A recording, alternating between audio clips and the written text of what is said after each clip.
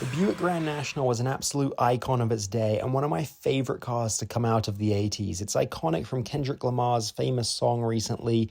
It's come back into the spotlight. And so today I got the opportunity to interview the owner of a beautiful Grand National. So we're going to find out more about this car's history, how to tell the difference between a GNX and a normal Grand National, what the performance figures are on them, how many they made, and what it's like to own and drive a Grand National. Today we are here with one of my favorite muscle cars of the 80s. This is the Buick Grand National, and we've got Ross here from Lift King. How's it going? The owner of this car. So, I mean, everyone knows what this is because of the recent music hype. Kendrick Lamar made it super famous now, Yeah. for sure, right? So, yeah, it's a awesome car. I mean, the reason I bought it originally was, well, I've had a bunch of Grand Nationals. They're awesome cars. This one added to my Fast and Furious collection, so that's kind of the reason I got this one. But this one's a 1985 Grand National with 22,000 miles on it. Basically bone stock. So the difference between the 85s, the 87s, 87s had the intercoolers, 85s didn't. So a little less horsepower on them, but they're rarer than the 87s. So super cool that way. Do you know how much horsepower this one comes This with? one's, it's about 220, give or 220? take, yeah. Okay. Yeah. They're 0 to 60, 5.5 seconds. So for the generation, they were faster than the Corvettes, faster than the Camaros, pretty much the fastest muscle car out there, right? Now, later on, everybody did big turbos on them. I know guys like 1,000 horsepower Grand Nationals, stuff like that. So they're crazy cars. And they're never-ending upgrades you can do to them. Not every Grand National you see is a GNX. The one I'm interviewing, for example, isn't a GNX. And the GNX is only the top trim level. Most likely, if you see one, it's probably just a regular Grand National.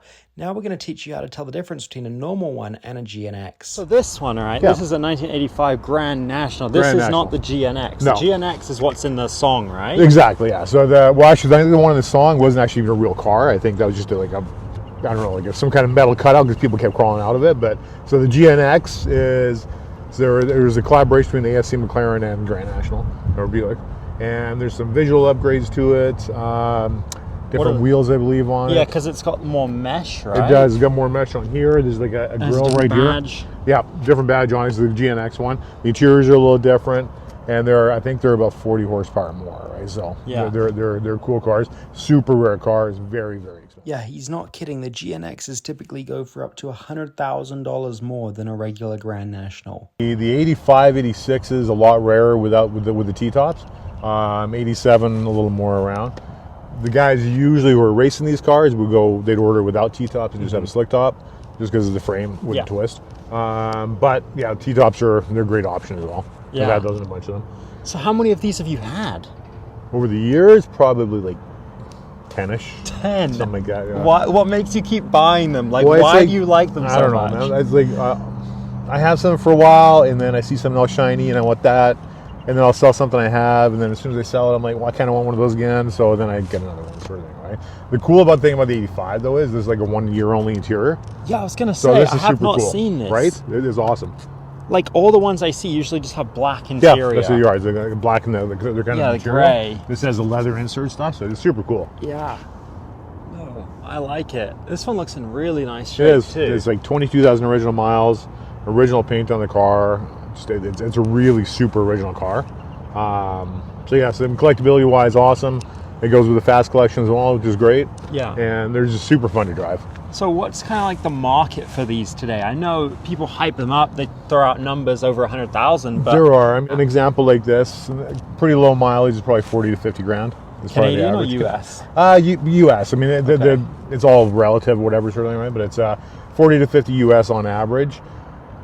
87 is a little more money. Then you get into Grand or GNX, and they're about $250,000 sort of thing. Dang. Right? Yeah, so I've seen some super high-end ones, all of those. So for like the European car people like me, this Yeah. is kind of almost like an American Evo 2. Pretty kind much, of? yeah, with the turbo, right? So Yeah. it's basically a 3.8 liter turbo is what it is, right? So, and that's the cool thing about it, and that's where I think it kind of crosses the generations. Like the old guys like me like it, the kids like it, and again with the turbos and everything, it's awesome. But it's got that total gangster vibe to it too, right? No, So it's one of the meanest looking muscle cars I think they ever made. And with the Kendrick song making Right. it popular again, he just says Grand National, right? Exactly, I yeah. don't think he mentions GNX. So it's just the look It is. of this car, I think, is what's carried it for another 40 years. I totally agree. And popularity. it's almost like, and they went through a spurt there like 6-7 years ago. They were super cheap. Like they how went down much? to probably 15 grand. 15 for one of these. I remember seeing a bunch of them for sale 15 grand, and guys couldn't sell them. And Yeah. it was just, it was weird. And that lasted for about a year or so. And then obviously COVID and whatever, everything started to go up. But then they just skyrocketed after that. And then with Kendrick, just, another bump on it too, sort of thing, right? So. And do you know how many of these they made roughly? This year was 2,100. I think 84 was 2,000. 86 was a little more, like 2,500. Then 87 was the highest production year of them. So total, maybe. I think around 8,000 or 10,000 in total. So not if that maybe many. not many. A pretty compared rare to car. A lot of muscle cars. Exactly. Yeah. Exactly. When you get to the European stuff, can get a lot rarer sometimes, but with the muscle cars. Yeah. Well, you look at a 86 Camaro, for example, 85 Camaro. There was probably 200,000 maybe. Right. So there's a lot more of those. I love Camaros too, but it's just different car. And then below the Grand National, was there even like the Regal? Is that the same So there's car? not really. So there is the Regal, which was the platform these were Yeah. built on. But there's actually a super cool one too. That's called a Regal T-Type. Way rare in the Grand National, and they did a few different colors. They had a blue and a white, I believe, in those. And I don't even get black. And they were basically a Grand National without being a Grand National. So they were really cool cars too. But then there's the Buick Regal, which was the base of the platform they're all built on, right? So. Pretty much anything that generation was pretty cool though, these, right? Yeah. So except for the stock ones. No, this is such a cool car. And is it wrong? Every single one came in black. Grand Am I Nationals, wrong? yeah. Grand Nationals are all black, but again, there is the T-Type, which was Yeah. white and blue, I think. And they're basically the same car, just they weren't actually badge Grand National. They were So beautiful. why is Buick Regal every T-Type. single one in black? Was that just... It's just a badass color, man. It's just it's the one, right? It's like Henry Ford said, you can have any color you want as long as it's black. Yeah. What a car. It's such a mean looking car. What is it like to drive? It's cool, man. It's I mean, for the day it's fast. I mean, nowadays it's really not, you know what I mean? Yeah. But it's like, again, you can build them up, you can do the burnouts, you can do all the stuff you want on them. But this one's completely stock. So compared to today's cars, no, it's not fast. But compared to, 80s cars, it was pretty quick, right? Yeah. And it's fun to drive. Well, do you mind if we go for a ride in it? Because I've never been in one of Haven't these. you really? No, and Oh, I for sure. want to see what it's like. Yeah, let's do 'cause it. It's just such a cool looking car. I've always wondered if it's as cool to ride in it as it looks. Yeah, they are. They're a lot of fun. Yeah, let's go for a ride. There we go.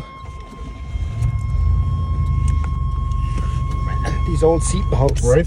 They are stiff. They don't get used very much, man. No. I mean, the fact this has what do you say, 20,000? 24,000 miles, yeah. That's insane for a car of this age. It really is. It was collect your own pretty much since new or whatever. Yeah. And I got it from guy got it from his dad. I think was the original owner on it. Wow. Sort of thing. So So you're the third owner. I think so. Yeah. That's crazy. Are you ready? Yeah. Wait, we do your burnout? I'm trying.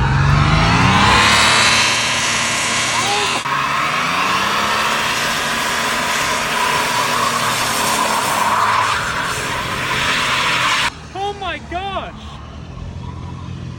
What?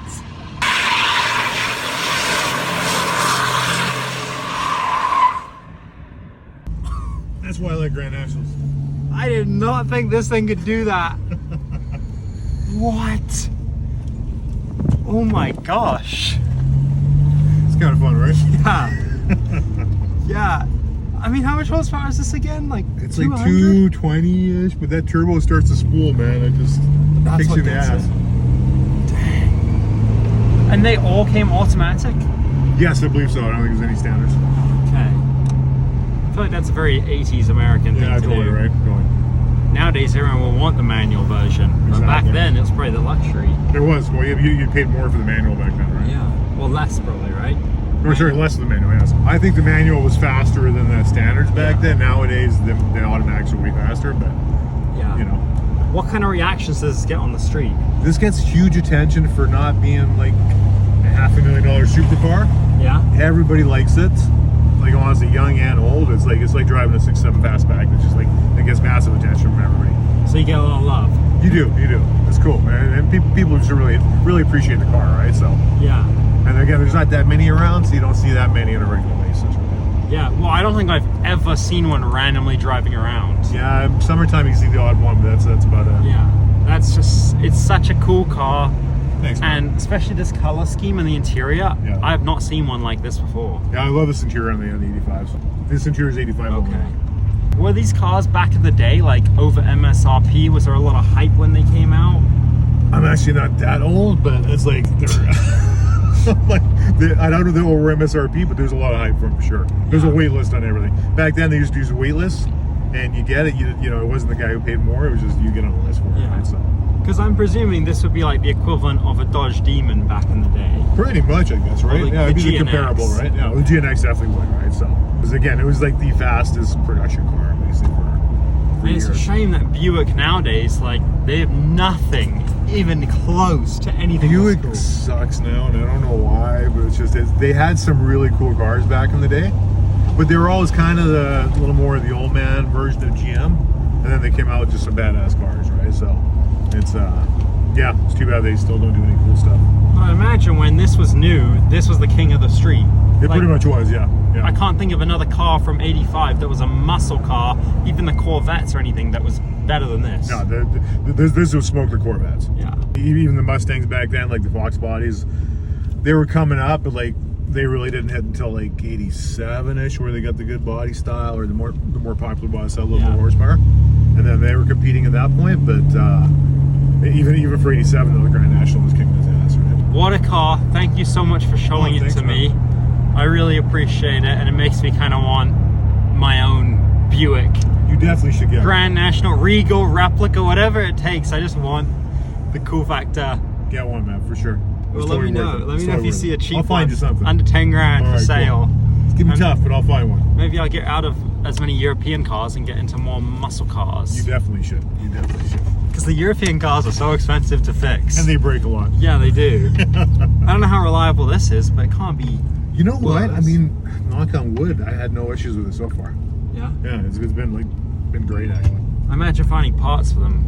Is it hard? Is it No, easy? they're not too bad. Like pretty much all muscle cars now, like you can find reproduction parts for most things. And again, there's lots of Regals made, so you can basically get like interior parts or whatever. You can get them out of Regals and stuff, right? Body parts. So Thanks for the ride. you're welcome, man. I actually have a gift for you.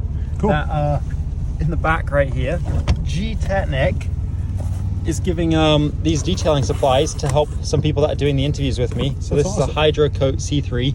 This is the new Oh, quick wow. detailer. You can spray it on when wet, and then it has hydrophobic protection for up to 6 months, which will help you with your black paint. I definitely need help with my black paint. So- Thanks so much, G-Tech. That's cool, man. Yeah, shout out to Appreciate that. G-Technic for sponsoring this interview, and we'll do a couple more. So if you guys want to do an interview and get given a G-Technic Hydro Coat C3, message me on Instagram and maybe I'll interview you with your car. Thanks, Ross. Thanks, man. Appreciate it.